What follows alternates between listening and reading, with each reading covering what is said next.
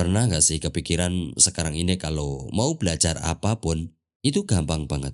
Mau belajar bisnis, ada ratusan kursus gratis di YouTube. Mau belajar investasi, tinggal baca satu buku, rasanya udah kayak jadi Warren Buffett. Mau jadi produktif, ada ribuan video tentang morning routine miliarder yang bisa kamu tonton sambil rebahan di kasur. Tapi coba lihat kenyataannya, dengan semua ilmu yang kita punya, kenapa kita masih jalan di tempat? Kenapa kita tahu cara jadi sukses, tapi tetap aja stuck? Kenapa kita ngerti teori disiplin, tapi tetap rebahan sampai siang? Kenapa kita tahu kalau menunda itu buruk, tapi tetap aja besok bilang nanti aja deh? Tentu kondisi ini sangat berbeda dengan orang-orang zaman dulu. Orang dulu itu orang yang nggak punya kemudahan ini. Mereka nggak bisa sekedar googling cara cepat kaya atau nonton podcast motivasi sambil ngopi. Tapi justru mereka lebih banyak action. Contohnya seperti Thomas Alva Edison. Dia nggak punya ribuan jurnal atau tutorial YouTube soal cara bikin lampu pijar. Dia juga nggak bisa nanya ke ChatGPT buat nyari solusi. Tapi dia coba, gagal, coba lagi, gagal lagi, bahkan sampai ribuan kali. Kenapa bisa seperti itu? Tentu alasan dan faktornya sangat banyak. Untuk itu kita akan bahas dalam video ini. Jangan lupa tonton sampai habis agar kamu bisa mendapatkan pemahaman yang mendalam dan tentunya bisa langsung kamu praktekkan.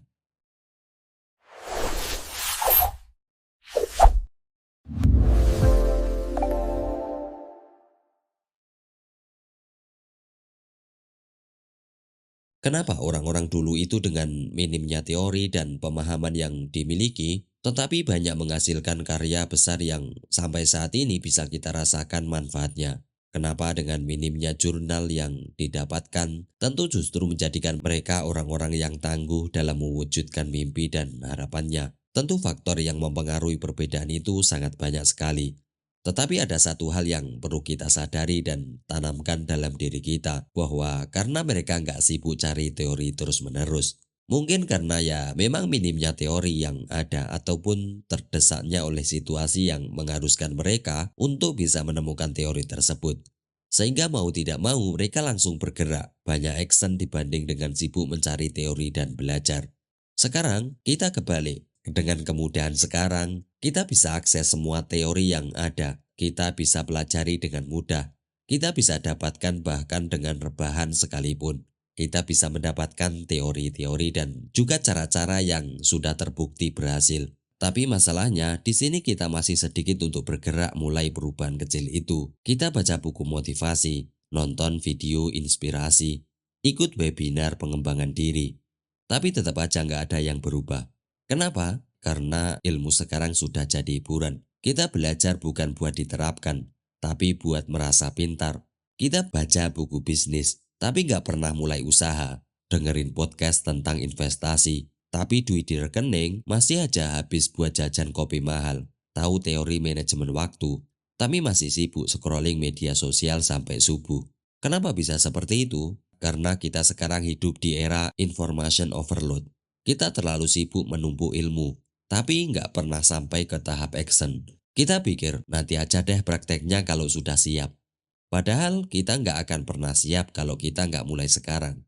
Bahkan yang lebih parahnya lagi, karena mindset dan kebiasaan ini sudah menjadi hal biasa, akan mempengaruhi berpikirnya seseorang untuk selalu merasa takut dalam memulai kalau dia belum merasa cukup pengetahuan dan kesiapan. Tapi apakah benar untuk kita bisa memulai harus benar-benar siap? Kalau melihat bagaimana kesuksesan orang-orang dulu, tentu kesiapan dan perasaan cukup itu akan benar-benar didapatkan ketika seseorang itu memulai. Karena dalam kehidupan seringkali teori yang ada itu hanya sebatas pondasi yang perlu kita ketahui. Tetapi untuk bisa melangkah lebih fleksibel, lebih baik lagi, tentu di beberapa teori tersebut tidak sesuai dengan kondisi di lapangan. Sehingga alangkah lebih baiknya kita melangkah lebih dahulu. Karena dengan kita melangkah, kita akan menemukan teori dan tentunya juga kita sesuaikan dengan kondisi kita. Jadi pertanyaannya gimana biar ilmu kita nggak cuma jadi tumpukan teori.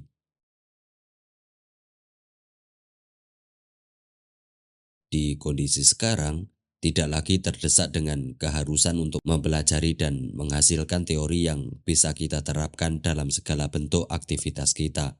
Tetapi yang perlu kita tanamkan dalam diri adalah dengan teori yang ada, dengan pemahaman yang sudah kita miliki, dengan berbagai macam informasi yang sudah kita dapatkan, langkah kecil apa yang bisa kita lakukan sekarang, perubahan kecil apa yang bisa saya terapkan saat ini, kebiasaan buruk apa yang penting untuk kita hilangkan. Dengan salah satu cara yang bisa kita lakukan adalah tanyakan. Setiap kali kita belajar sesuatu, langsung tanyakan ke diri sendiri. Praktek kecil apa yang bisa saya lakukan saat ini? Bagaimana cara bisa menerapkan ke dalam kehidupan saya? Langkah kecil apa yang bisa saya langsung lakukan saat ini? Kalau pertanyaan itu belum terjawab, jangan buru-buru belajar yang lain, karena itu hanya akan semakin membebani psikologis kamu dan juga membuatmu tidak kemana-mana. Sehingga ketika sudah memahami satu ilmu dan menerapkannya, baru tambah lagi. Percayalah bahwa ketika kamu sudah menerapkan ilmu yang kamu pelajari, akan memberikan pemahaman lainnya dan akan menjadikan kamu belajar lebih dari pemahaman yang sekarang. Karena ilmu yang sesungguhnya adalah ketika kamu benar-benar memahami ilmu yang saat ini kamu miliki. Karena dengannya, kamu akan terbuka jendela ilmu yang baru lagi. Pikiran dan pertanyaan seperti kenapa saya sudah belajar banyak, tapi tetap aja stuck. Saya yakin kamu pernah ada di fase ini. Nonton banyak video, baca buku, ikut seminar, bahkan mungkin udah beli e-course mahal. Tapi tetap aja bingung mulai dari mana. Kamu ngerasa kurang ilmu. Jadi kamu terus belajar, belajar dan belajar lagi. Sampai akhirnya kamu masuk ke jebakan analisis paralisis. Apa itu analisis paralisis? Yaitu suatu kondisi di mana seseorang terlalu banyak berpikir, menganalisis, dan mempertimbangkan sesuatu sehingga akhirnya malah tidak mengambil tindakan sama sekali. Perasaan belum siap itu akan selalu muncul, walaupun kamu sudah mengetahui caranya. Bahkan bisa jadi kamu akan membenturkan antara pemahaman yang satu dengan pemahaman yang lainnya, perkataan orang yang satu dengan orang yang lainnya, bahkan tulisan di buku yang satu dengan buku yang lainnya, dan itu sangat berbahaya sekali. Terlalu banyak mengonsumsi, tetapi tidak memahami dan juga menerapkan apa yang sudah kamu dapatkan, karena mungkin bisa jadi teori atau apa yang dikatakan dalam buku, podcast, atau media-media lainnya bisa diterapkan oleh sebagian orang dengan mudah, tapi belum tentu bisa diterapkan dalam kehidupanmu. Sehingga untuk menjadikan pemahaman dan ilmu itu bisa relate dengan kehidupan kamu, dengan kondisi yang ada saat ini, dengan situasi kehidupan yang ada, tentu harus kamu coba. Kamu harus action atas ilmu yang sudah kamu pahami. Karena ketika kamu action, itulah kamu akan terbuka keilmuan baru, pemahaman baru, dan juga tentunya akan sangat relate dengan kebutuhan dan kondisi kamu saat ini. Masalahnya belajar doang itu nggak cukup. Belajar yang sesungguhnya itu ketika kita action. Coba pikir, kalau kamu mau belajar berenang, kamu bisa aja nonton ratusan video tutorial cara berenang. Kamu bisa hafal teknik-teknik dalam berenang. Tapi kalau kamu nggak pernah nyebur ke kolam, apakah kamu bisa berenang? Jawabannya jelas, nggak bisa. Itulah kenapa belajar paling efektif itu bukan dari teori, tapi dari pengalaman langsung. Kamu belajar presentasi, coba ngomong di depan orang. Kamu belajar jualan, coba jualin barang, sekecil apapun itu. Kamu belajar bikin konten, coba bikin satu video dan upload. Karena dalam setiap aksi ada pelajaran baru yang nggak pernah kamu dapatin dari sekedar teori. Pertanyaan selanjutnya adalah, kenapa? Banyak orang takut action.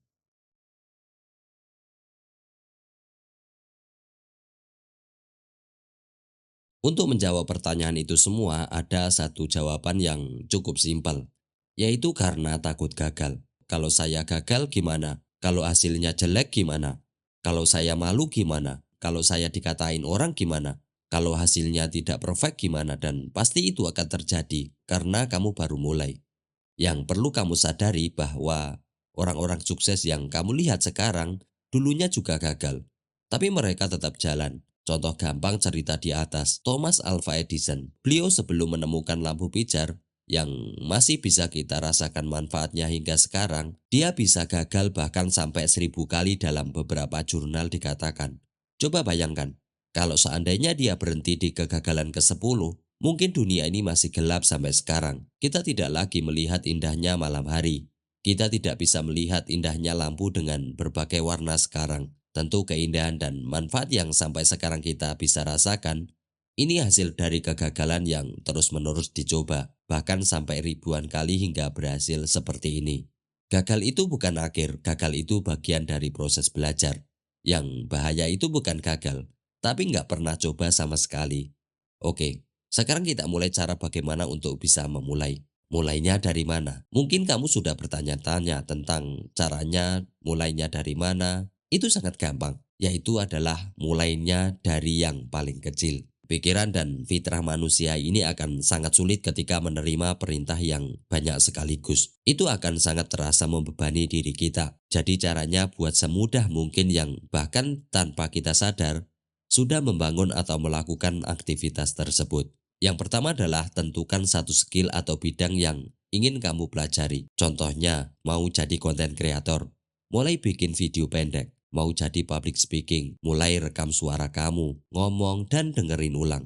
Mau jago jualan, mulai tawarin produk ke teman-teman terdekat kamu. Pokoknya yang kamu rasa mudah dan jangan bebani diri dengan ekspektasi yang tinggi di luar kemampuan diri. Yang kedua adalah jangan nunggu sempurna. Seringkali pikiran kita sudah membebani diri kita terhadap pencapaian yang besar, kesempurnaan dalam apa yang kita lakukan, dan faktanya tidak demikian. Karena ketika kamu mulai, pasti akan gagal, pasti akan jelek, akan mendapatkan masalah. Video pertama kamu bakal jelek, iya. Jualan pertama kamu pasti sepi, iya. Pekerjaan pertamamu pasti tidak begitu memuaskan. Tapi kalau kamu nggak mulai, kapan kamu bakal berkembang? Yang ketiga adalah bikin target kecil yang bisa dieksekusi. Ini sangat penting sekali. Bahkan kamu bisa pasang ekspektasi yang gagal di awal. Tapi ketika kamu akan selalu mencoba di kegagalan kamu yang sekian kalinya, kamu pasti akan menemukan cara untuk bisa memperbaiki kegagalan. Sehingga tiba saatnya kegagalan itu sudah bosan hinggap di diri kamu. Jangan langsung pengen jadi expert dalam sehari. Cukup tanyakan ke diri sendiri. Apa satu hal kecil yang bisa saya lakuin hari ini untuk bisa maju selangkah? Apa langkah kecil hari ini yang bisa saya lakukan agar bisa berkembang? Apa kebiasaan kecil yang bisa saya adopsi saat ini untuk bisa menunjang masa depan saya? Pokoknya cari perubahan kecil yang kamu rasa tidak terlalu memberatkan. Sesimpel ketika bangun pagi saya harus bereskan tempat tidur. Setelah makan di rumah saya harus bersihkan piringnya. Karena terlihatnya tidak akan berpengaruh apa-apa dengan masa depan kamu. Tapi yakinlah, setidaknya itu akan membentuk kepercayaan diri kamu. Hal ini akan sangat relate dengan kenapa dalam agama kita juga diperintahkan untuk selalu bersyukur. Karena dalam syukur itu akan membentuk kepercayaan diri bahwa kita masih memiliki kelebihan, kenikmatan dan perlu kita kembangkan dan syukuri. Kalau di dalam teori pengembangan diri, itu sama seperti kita melakukan afirmasi diri, sehingga itu akan bisa menarik kebiasaan lainnya. Sesimpel ketika kita merasa memiliki kelebihan dalam diri, pasti akan terbangun kepercayaan diri. Begitulah sebaliknya, ketika kita selalu mengakses kekurangan, kelemahan akan sangat mungkin bahwa kamu akan selalu minder. Jadi kesimpulannya, belajar tanpa action itu nol besar. Teori itu penting, tapi kalau nggak dipraktekkan, kamu cuma jadi perpustakaan berjalan tanpa hasil. Jadi sekarang berhenti, nunggu waktu yang tepat, berhenti overthinking, mulai aja. Salah, perbaiki. Gagal, coba lagi. Ingat, ilmu yang benar-benar kamu pahami itu bukan yang lo baca, tapi yang udah kamu praktekkan. So, sekarang giliran kamu. Apakah aksi pertama yang bakal kamu lakukan hari ini? Apa kebiasaan kecil yang akan kamu adopsi? Apa perubahan yang bakal kamu ciptakan? Di akhir video ini tentu berbagai cara dan juga apa yang sudah disampaikan di atas. Ini dari berdasarkan pengalaman dan juga apa yang saya pahami dari berbagai jurnal, podcast dan juga renungan dari apa yang sudah saya lakukan. Tentu kalau ini bisa diterapkan dalam kehidupan kamu, sangat mungkin untuk dicoba. Tapi jika memang kurang sesuai atau relate dengan kondisi kamu saat ini, tentu ya kamu harus menemukan caramu sendiri untuk bisa berkembang, untuk bisa bertumbuh, dan tentunya juga bisa membuat versi yang sesuai dengan kehidupan kamu. Setiap perjalanan hidup ini adalah pelajaran, sehingga dengan seringnya kita merenung dan mengevaluasi diri, akan sangat mungkin untuk kita bisa menemukan cara terbaik yang bisa kita terapkan untuk kita bisa terus berkembang dan bertumbuh. Mungkin itu dulu video kali ini. Di kesempatan lain kita akan bahas yang lebih mendalam lagi. Terima kasih, jangan lupa like, subscribe, dan juga share agar mendapatkan manfaat dan juga aksi nyata dari pembahasan kali ini.